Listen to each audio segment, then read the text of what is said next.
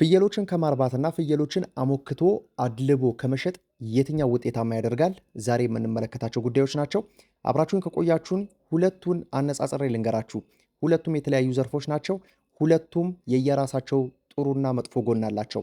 ዛሬ የምንመለከተው ይህንን ጉዳይ ነው። አብራችሁን ከቆያችሁ እጅግ በጣም ጥሩ መረጃ ታገኙበታላችሁ። በዚህ በፍየል እርባታ ቢዝነስ ላይ ለመሰማራት ከፈለጋችሁ በየትኛው ብዙ ሰዎች እንግዲህ ለመወሰን የተቸገሩ ይመስለኛል። በተለይም የኔን ቪዲዮዎች እየተከታተሉ በየትኛው ዘርፍ ብገባ ይሻላል የሚለውን እንመለከት። ዛሬ እንግዲህ ፍንትው አድርጎ ለውሳኔ የሚረዳችሁን አይነት አንድ ሀሳብ ወደ እናንተ ይዤላችሁ ነው የምመጣው። ከማርባትና አሞክቶ ከመሸጥ ወይም ደግሞ ልክ በዓልን ጠብቆ የምንሰራቸው ስራዎች ምን ይመስላሉ የሚለውን እንመለከታለን ማለት ነው። ዛሬ ስለዚህ ጉዳይ ነው እማነሳላችሁ። በመጀመሪያ ደረጃ ሰፋ ያለ ሀሳብ የሚነሳበት የዚህ የማርባት ስራ ነው። ማርባት ስራ ማለት ከነዛ ውስጥ እንግዲህ ተተኪ ግልገሎችን እያገኘን ወይም ደግሞ ግልገሎችን እያሳደግን ለሙክት ማቅረብ ወይም ደግሞ እያደለብን መሸጥ ሊሆን ይችላል። እንዲሁም ደግሞ ገና በልጅነታቸው በግልገልነታቸው አውጥቶ መሸጥ ሊሆን ይችላል። ለተተኪ እናቲቶች ደግሞ መተካት ወይም ደግሞ እርባታችንን ማብዛት ሊሆን ይችላል። ዋነኛ ዓላማው የሚሆነው የረጅም ጊዜ የስራ እቅድ መሆኑ ነው። ወይም ደግሞ በአጭር ጊዜ ይሄ ካሽ ፍሎ በጣም ዝቅተኛ ነው ወይም ደግሞ በጣም ዝግ ያለ ነው።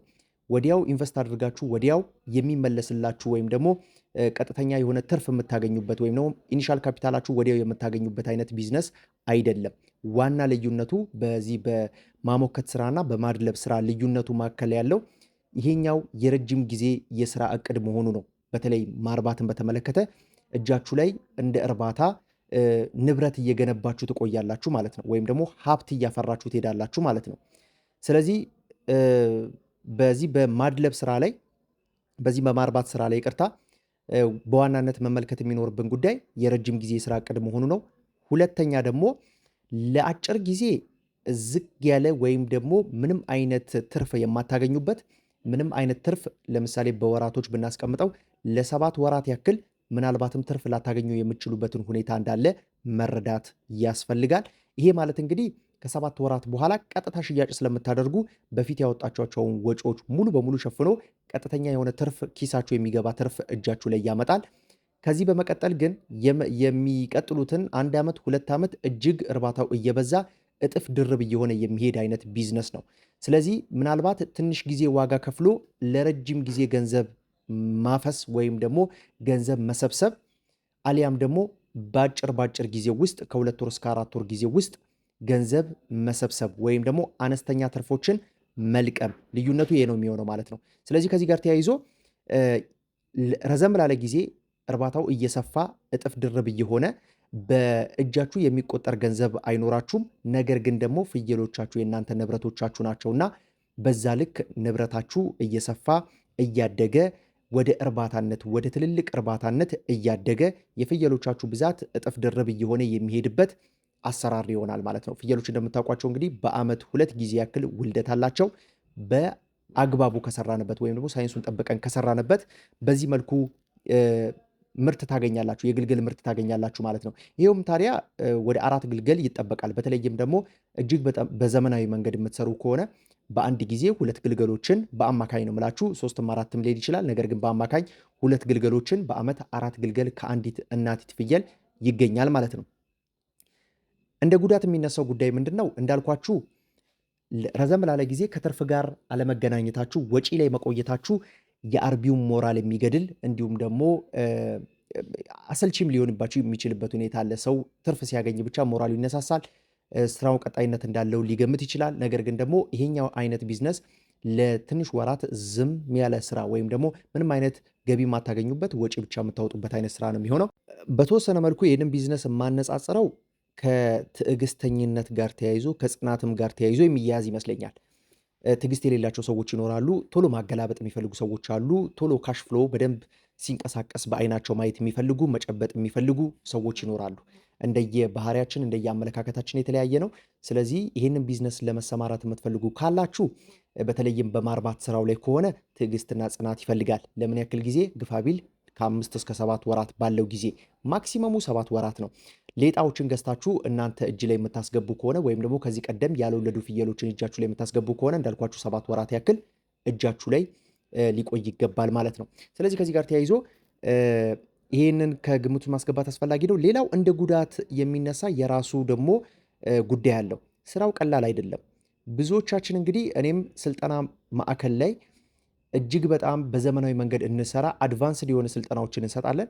ነገር ግን ሰዎች ትንሽ ግር ሲሰኙ ይታያል። ፍየል እኮ እኛ የለመድነው እንደዚህ አይደለም የሚል አይነት አስተሳሰብ ያላቸው ሰዎች አሉና በእንደዚህ አይነት መልኩ የምትሄዱ ከሆነ እጅግ በጣም ኪሳራ ውስጥ ትገባላችሁ። እርባታችሁ ሊሰፋ የሚችልበት እድሜው በጣም ረጅም ይሆናል፣ ወይም ደግሞ በአጭር ጊዜ ውስጥ ለውጥ የምታዩበት አይሆንም። ስራው ቀላል አይሆንላችሁም። ከዚህ በተጨማሪ ታዲያ የማዳቀል ስራ እንዲሁም ደግሞ የብዜት ስራ ከአንድ እናቲት ፍየል ምን ያክል ግልገል ማግኘት አለብኝ፣ ግልገሉ መቶስ እንዴት አሳድገዋለሁ የሚለውን ነገር በተለምዶ እንግዲህ ከሩቅ ሆነን ፍየሎችን እናያቸዋለን። ቀርበን ግን ስራው ምንድን ነው፣ ምን ቻሌንጅ ያደርጋል የሚለውን ብትመለከቱ ራሱን የቻለ ራስ ምታት አለው። ስለዚህ ከዚህ ጋር ተያይዞ አሁንም ከግምት ውስጥ እንዲገባል የምፈልገው ቀላል የሚሆን አይደለም። በተለይ ደግሞ ለጀማሪዎች ስራው በሁለት እግሩ እስኪቆም ድረስ ባለው በወጪ ረገድም አንዳንድ ፈታኝ የሚባሉ ነገሮች የሚገጥሟቸዋል። እነሱ ነገሮች በጽናት ማለፉ ይጠበቅባቸዋል ማለት ነው። የግልገል ሞት ጠቅሼላችኋለሁ። የመኖ ወጪ ከዚህ ጋር ተያይዞ ማየት አስፈላጊ ነው። በአጠቃላይ በሚሊዮኖች የሚቆጠር ትርፎችን ወይም ደግሞ ከማገላበጥ ጋር ተያይዞ ረዘም ላለ ጊዜ ይህንን አይነት ቢዝነስ ለመስራት የምትፈልጉ ካላችሁ ደግሞ ከ2 እስከ 3 ዓመት ድረስ እንደሚፈልግባችሁ ከግምት ውስጥ ማስገባት ያስፈልጋል። አዝጋሚ የሚባል ለውጥ ያደርጋል። ለመጀመሪያዎቹ አንድ ባች ማለት ነው። አዝጋሚ የሚባል ወይም ደግሞ በጣም ቀስ ያለ አይነት ሽያጭ የምታደርጉበት ዝግ ያለ ነገር ግን ደግሞ አንዴ በሁለት እግሩ ከቆመ በኋላ ሁሉንም አይነት በተለይ ሄደን ማርባትም ማለት ከራሳችን ሞክቶችን ማቅረብ ስለሆነ በአንድ ጊዜ ገበያ ላይ የምታቀርቧቸው የፍየሎች ብዛት ከፍተኛ ይሆናል ማለት ነው። ከሪስክ አንጻር ባዮሎጂካል ሪስክ አለው። ይሄ ባዮሎጂካል ሪስክ የሚባለው ምንድን ነው? በዚህ ከስነ ተዋልዶ ጋር ተያይዞ ያሉ ችግሮች ይገጥሟቸዋል። ስለዚህ ምናልባት ለእነዚህ ነገሮች ቅድም ጠቆም አድርጌ ያለፍኩት በተለይ የግልገል ሞትን በተመለከተ ዝግጁ መሆን ያስፈልጋል። ትልቁ ስራ የሚባለው ግልገሎችን በህይወት የማቆየት ስራ፣ የመንከባከብ ስራ ይሆናል ማለት ነው። እናቲቶቹ እናቲት ናቸው። መብላት መጠጣት ኖርማል ሁኔታ ውስጥ ይገባሉ። ከዛ በዘለለ ግን የግልገል ሞት ላይ መስራት እጅጉን ያስፈልጋል ማለት ነው። ሌላው ሮቴት የሚያደርግበት ወይም ደግሞ የዚህ የኢንቨስትመንት ሪተርኑ ወይም ደግሞ ልታገኙት መነሻ ካፒታላችሁ መልሶ ለማግኘት ረዘም ላለ ጊዜ ይፈልግባችኋል። ወይም ደግሞ ይሄ መነሻዬ ነው ዋናዬ መልሻለሁ የምንልበት በዚህ በማድለብ ስራ ላይ በጣም አጭር ነው። ነገር ግን በዚህኛው ደግሞ ስንመለከት ረዘም ያለ ጊዜ ይወስዳል። እንዳልኳችሁ ከ7 ወር በላይ እንደሚወስድ ማወቅ ያስፈልጋል። ከዚህ በተጨማሪ ደግሞ ስህተት የምትሰሩ ከሆነ ደግነቱ ቀስ እያለ የሚታይ አይነት ችግር ነው። በትውልድ ውስጥ የሚታይ አይነት ችግር ነው። ካልሆነ ግን ልክ እንደ በአጭር ጊዜ ውስጥ ከ2 እስከ 4 ወር ድረስ ወይም ደግሞ ከዚህ ከ60 ቀን እስከ 120 ቀን በምናቆያቸው የማሞከት ስራ ውስጥ በአጭር ጊዜ ውስጥ ይታያል። በአጭር ጊዜ ውስጥ በኪሳራ የምንመታበትም ጊዜ ይኖራል ማለት ነው። ስለዚህ እነዚህ ጉዳዮች መጠቀስ አለባቸው። ቀጥታ ወደ ማሞከቱ ስራ ወይም ደግሞ ማድለቡ ስራ የምንመለከት ይሆናል። ሌላው ወደ ማሞከት ወይም ደግሞ ወደዚህ ወደ ፍየል ማድለብ ስራ ስንንቀሳቀስ ስኪል አያስፈልገውም። እውነት ለመናገር ከዚህኛው አንጻር ስናስተያየው እዚህ ግባ የሚባል አይነት ስኪል አያስፈልገውም። እውቀት ወይም ደግሞ ልምድ አያስፈልገውም። ፈጣን የሆነ ካሽ ፍሎ አለው። ያ ማለት እንግዲህ በየ2 ወር ልዩነት ውስጥ በጣም ከፍተኛ ወጪ እያወጣችሁ ከፍተኛ ገቢ የምታገኙበት ነው የሚሆነው። ትርፍ አላልኩም። ያ ማለት ሽያጭ ታከናውናላችሁ ነው እንጂ ከፍተኛ ትርፍ ታገኛላችሁ የሚል አይነት ነገር የለም። አነስተኛ የሆነ ትርፍ ታገኛላችሁ። ከብዛት ከሆነ ከፍተኛ ትርፍ ታገኛላችሁ። ያ ማለት ለምሳሌ በአንድ ጊዜ 120 ፍየሎችን የማሞከት ስራ ውስጥ ከገባችሁ ጥሩ የሆነ ካሽ ፍሎ ይኖረዋል፣ ጥሩ የሆነ ፕሮፊት ይኖረዋል። ስለዚህ ከዚህ ጋር ተያይዞ እንግዲህ ቶሎ ሽጦ ገንዘብ ማግኘት መልሶ መሸጥ እንደዚህ ማስገባት አይነት ነገር ውስጥ መንቀሳቀስ የምትፈልጉ ገንዘብ ማገላበጥ የምትፈልጉ ሰዎች ካላችሁ የሚጠቅም አይነት ዘርፍ ነው። ምንም ውስብስብ ነገር የለውም። ማብላትና ማጠጣት ነው። ይህንን ስላችሁ እንግዲህ ራሱን የቻለ ምንድን ነው ፍየሎች እንዴት እናሞክታለን እንዴት እናድልባለን የሚለውን ራሱን የቻለ ርዕስ ይዤላችሁ እመጣለሁኝ። ግን እኔ በጣም ስኪል የሚፈልገው ወይም ደግሞ የተለያዩ ቴክኒኮችን ማወቅ የሚገባን በዚህ በርቢ ስራ ላይ ነው። በጣም ሰፋ ያለ ነገር የሚፈልገው በርቢ ስራ ላይ ነው። ይሄኛው ምንም ውስብስብ ነገር የለውም። በአጫጭር ጊዜ ውስጥ የሰውነት ክብደታቸውን እየጨመርን ያ ማለት ወሳኝነቱ በኋላ ላይ ነግራችኋለሁኝ። የእናንተ ፕሮፊት የሚወሰነው ምን ላይ እንደሆነ ነግራችኋለሁኝ። ከዚህ በተጨማሪ እንደ ዲስአድቫንቴጅ የሚነሳው ጉዳይ ምንድን ነው? ከትርፍ ጋር ተያይዞ ፍየሎችን የምትገዙበት ዋጋ መጠቀስ አለበት። ወይም ደግሞ በጣም ልዩ ስራ ይፈልግባችኋል። የመኖ ወጪ ሲባል ማውጣት የለባችሁም ቀንሱ ለማለት ሳይሆን ከፍተኛ የሆነ የመኖ ወጪ እንዳለባችሁ ከርቢው አንጻር ስንመለከተው ከፍተኛ መኖ ተጠቃሚዎች ናቸው እነዚህ ለሙክት የምንይዛቸው ፍየሎች። የገበያ ዋጋ ላይ ጥገኛ ነው። ገበያው ሲቀንስ ይቀንሳል፣ ሲጨምር ይጨምራል። ስለዚህ እንደ ገበያው ዋጋ ነው እንጂ እንደናንተ አይደለም። ርቢ ላይም በተመለከተ የገበያ ሁኔታ አይረብሻችሁም፣ ወይም ደግሞ የማርኬት ፕራይሱ ፍላክቹዌት ማድረጉ ምንም አይረብሻችሁም። ስለዚህ ከዚህ ጋር ተያይዞ በዚህኛው ግን ምናልባት ፍየሎቹ ተገዝተው ነው የመጡት የበሉት አለ እነዛ ሲቀናነሱ ትንሽ አጣብቂኝ ውስጥ ሊከት የሚችልበት ሁኔታ አለ የገበያ መቀዛቀዝ በሚኖርበት ሰዓት።